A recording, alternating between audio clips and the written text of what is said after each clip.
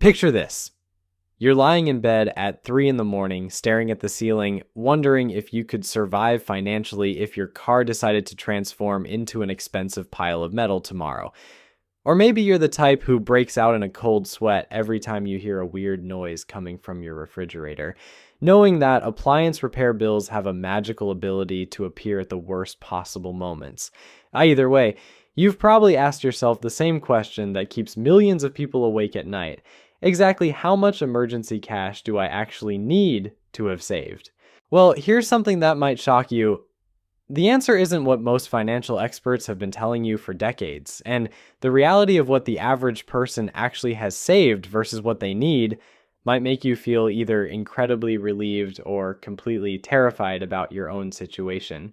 My name is Nick, and I spend way too much time researching personal finance statistics and figuring out why most people's financial advice sounds great in theory, but falls apart the moment real life decides to throw a curveball. If you're someone who wants to understand what emergency fund numbers actually make sense instead of just following outdated rules that might not apply to your situation, make sure to subscribe and hit that like button if this helps you sleep better at night. Now, before we dive into the real numbers, let me tell you something that most financial advisors don't want you to know. They've been recommending the same emergency fund formula for over 30 years, regardless of whether you're a 22-year-old living with roommates or a 45-year-old supporting a family of 5. It's like prescribing the same medication for every patient who walks into a doctor's office. Sure, it might work for some people, but it's definitely not optimal for everyone. The traditional advice you've heard 1,000 times goes something like this. Save 3 to 6 months of living expenses in a readily accessible savings account. Boom. Problem solved.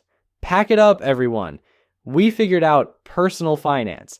Except here's the thing that makes this advice almost useless for most people. What exactly counts as living expenses? Are we talking about your current lifestyle, where you're ordering takeout 3 times a week and paying for 7 different streaming services? Or are we talking about bare bones survival mode, where you're eating rice and beans while canceling every subscription that isn't absolutely essential? This distinction matters more than you might think, because the difference between these two approaches could literally be thousands of dollars. And for someone who's already struggling to save any money at all, being told they need to save 6 months of their current spending might feel so overwhelming that they don't even bother starting. But here's where it gets really interesting, and this is something that will probably surprise you.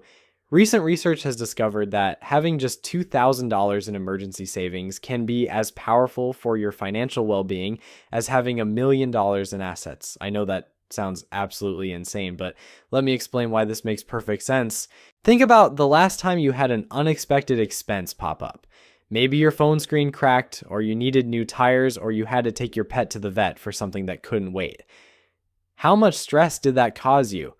Not just financial stress, but the mental energy you spent worrying about how you were going to pay for it, whether you should put it on a credit card or if you needed to ask family for help. Now imagine having $2,000 sitting in a savings account specifically for situations like this. Suddenly, that broken phone becomes an inconvenience instead of a financial crisis. Those new tires become a routine purchase instead of a reason to lose sleep.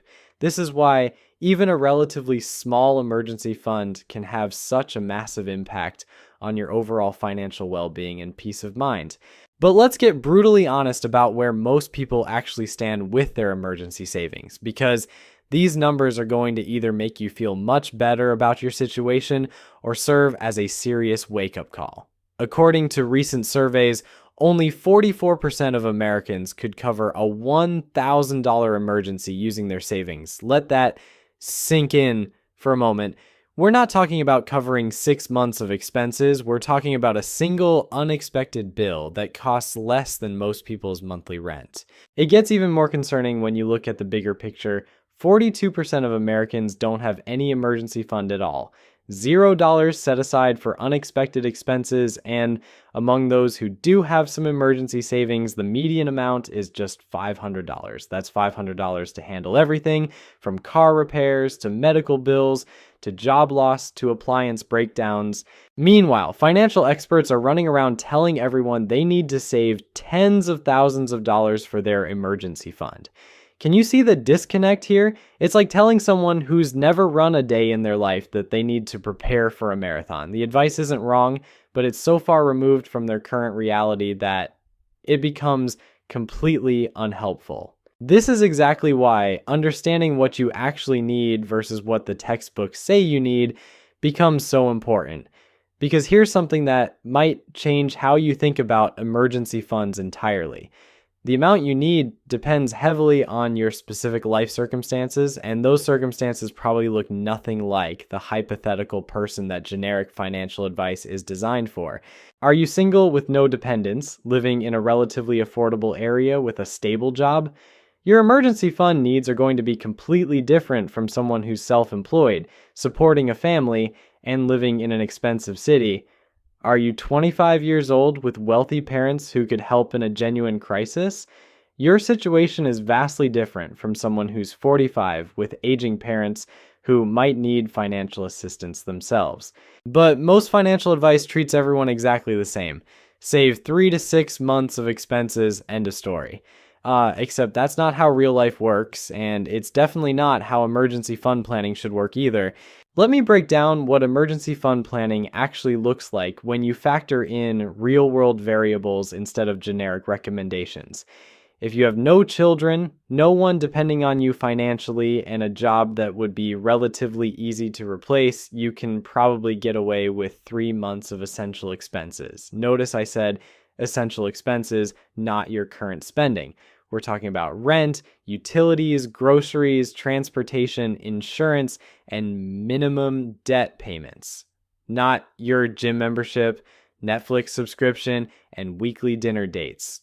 If your essential monthly expenses are $2,000, you're looking at $6,000 for a 3-month emergency fund. Still a significant amount, but much more manageable than trying to save for 6 months of your current lifestyle that might include a lot of unnecessary spending.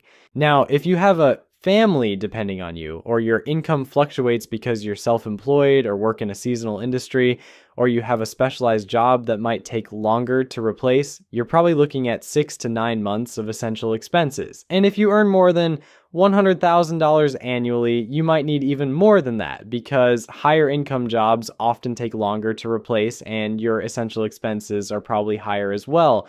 But here's something that's going to challenge everything you think you know about emergency fund planning. Starting with any amount, even if it's just $500, provides real financial benefits that go far beyond the dollar amount itself. That $500 represents something much more valuable than its face value. It represents options. It represents the ability to handle small emergencies without going into debt. It represents not having to choose between paying your electric bill and fixing your car when something breaks. And psychologically, it represents proof that you can save money, which builds the confidence and momentum you need to save even more. This is why the all or nothing approach to emergency fund advice is so destructive. When people hear they need to save $15,000 before they have a proper emergency fund, many of them never start at all. They figure if they can't do it perfectly, why bother doing it at all? It's like saying you shouldn't exercise unless you can run a 5-minute mile. Completely counterproductive. The truth is, your emergency fund should grow with you. Start with whatever you can manage, even if it's just $25 a week. That might sound laughably small, but $25 a week adds up to $1,300 in a year, and $1,300 can handle a surprising number of life's unexpected curveballs. But here's where most people sabotage their own emergency fund efforts, and it's something that drives me absolutely crazy. They save up a few $100s, then something happens that requires exactly that amount, and instead of feeling grateful that they had the money available, they get discouraged and stop saving. They think their emergency fund failed because they had to use it. Listen, your emergency fund didn't fail. It succeeded spectacularly. It did exactly what it was supposed to do. The whole point of having emergency money is to use it during emergencies. That's not a failure of the system. That's the system working perfectly. The mistake is not immediately starting to rebuild it afterward. Think of your emergency fund like insurance. You don't get mad at your car insurance for covering accident repairs. You don't feel like your health insurance failed because you had to use it for medical bills. Your emergency fund is financial insurance, and using it when you need it is exactly what it's designed for. Now, let's talk about something that might completely change how you think about where to keep your emergency money, because the standard advice here is also pretty questionable.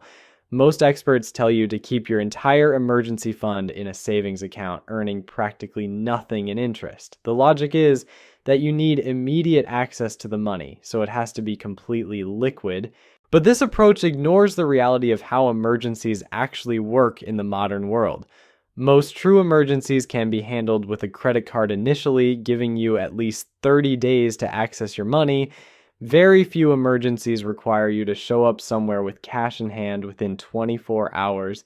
This means you might be able to keep part of your emergency fund in slightly higher yielding investments that can be accessed within a few days, rather than losing money to inflation in a savings account that pays virtually nothing. I'm not talking about putting your emergency money in the stock market. I'm talking about money market accounts, short-term CDS, or high-yield savings accounts that might require a day or two to transfer funds. The key is having some portion immediately accessible and some portion that takes a few days to access but earns better returns. Maybe keep 1 month of expenses in checking or regular savings for immediate needs, and the rest in accounts that pay higher interest but take slightly longer to access. Here's another factor that most emergency fund advice completely ignores, and it's something that could save you thousands of dollars. Your emergency fund needs change dramatically based on what other financial resources you have available. If you have a solid credit score and access to low interest credit options, you don't need as large an emergency fund as someone who would have to rely on high interest payday loans or credit cards. If you have valuable possessions, you could sell quickly without significantly impacting your life. You don't need as large an emergency fund as someone who owns nothing of value.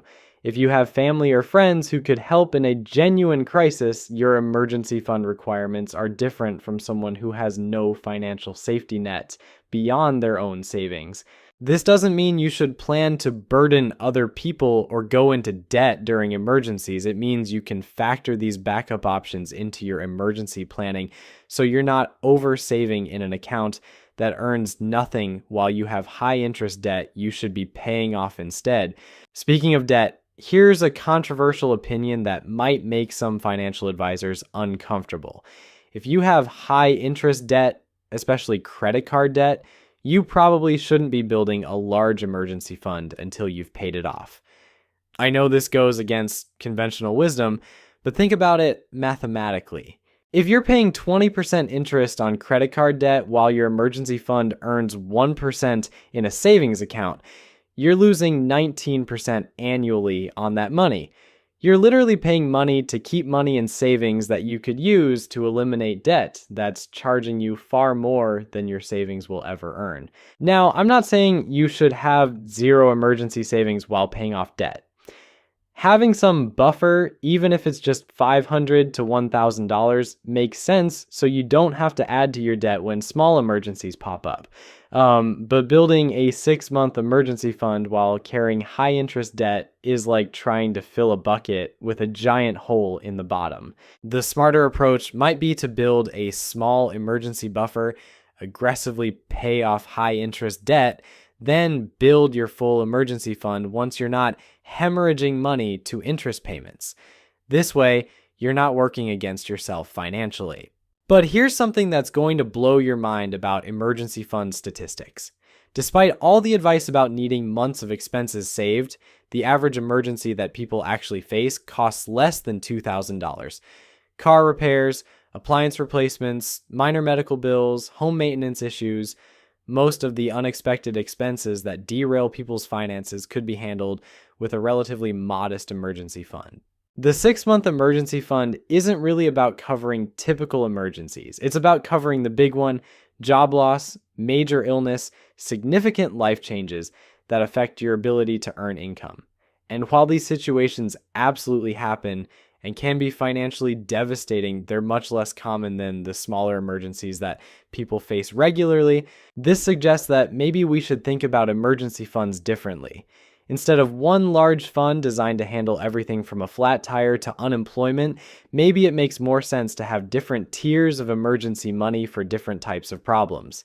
A small fund for minor inconveniences like car troubles or broken appliances, a medium fund for bigger issues that don't threaten your income, and a larger fund specifically for income replacement during job loss or major life disruptions. This tiered approach might actually make more psychological and practical sense than trying to stuff everything into one massive savings goal. Consider this. If you know you have $2,000 set aside for car problems, home repairs, and medical copays, you can sleep better at night knowing that life's smaller curveballs won't derail your finances. Then, if you have another $5,000 specifically earmarked for bigger emergencies and maybe a third tier for true income replacement, you've created a much more strategic approach to financial preparedness. This also makes the saving process feel less overwhelming. Instead of staring at a goal of saving $20,000 for emergencies, you're working towards smaller, more achievable targets that provide real value along the way. Save your first 1,000 for minor emergencies, then work on your second tier, then your third. Each milestone actually improves your financial security instead of making you wait until you hit some arbitrary final number. Now, let's address something that makes emergency fund planning even more complicated in today's economy. The cost of everything has gone completely insane over the past few years. What used to be a $500 car repair is now a $1,000 car repair. What used to be a $100 medical bill is now a $300 medical bill.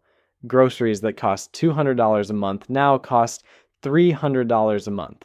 This means that even if you calculated your emergency fund needs perfectly 2 years ago, you probably need to recalculate them now. And this is something that most people never think about. They save up their emergency fund once and then forget about it, not realizing that inflation is quietly making their safety net less safe every year. But here's where this gets really frustrating. While the cost of emergencies has increased dramatically, wages haven't kept pace for most people. And savings account interest rates, despite recent increases, still barely keep up with inflation. So you need more emergency money than before, but it's harder to save that money. And the money you do save loses purchasing power over time. This is why the old advice about keeping your entire emergency fund in a savings account makes even less sense now. You're fighting a losing battle against inflation while earning virtually nothing on money that took significant sacrifice to save in the first place. It's like watching your financial safety net slowly disintegrate while being told it's the responsible thing to do. Here's a reality check that might change how you approach emergency fund planning entirely. Most people will never experience the type of catastrophic emergency that requires 6 months of living expenses. Job loss happens, but unemployment benefits exist. Major illnesses happen, but insurance covers most costs for people who have it. Home disasters happen, but homeowners insurance handles the major expenses. The scenarios that actually require you to live off your emergency fund for months at a time are much rarer than the financial advice industry wants you to believe. And spending years of your life aggressively saving for these unlikely scenarios while carrying debt or missing investment opportunities might actually make you worse off financially in the long run. This doesn't mean you shouldn't prepare for worst case scenarios. It means you should prepare proportionally based on the likelihood of those scenarios actually happening to you. If you're in a stable industry with good job security, health insurance, and other safety nets, your emergency fund needs are different from someone who's self-employed in a volatile industry with no benefits. But here's something that will make you question everything about traditional emergency fund advice. The people giving this advice often have multiple income streams, significant assets, and financial resources that make their own emergency fund requirements completely different from yours. It's like taking driving advice from someone who has a personal chauffeur. So there you have it. Your emergency fund doesn't need to be some massive fortress of cash that takes decades to build. Start with what you can manage, factor in your actual life circumstances instead of following cookie cutter advice, and remember that even $2,000 can completely change your relationship with financial stress. Stop letting perfect be the enemy of good and start building your safety net today. Your future self will thank you when life inevitably decides to get expensive at the worst possible moment.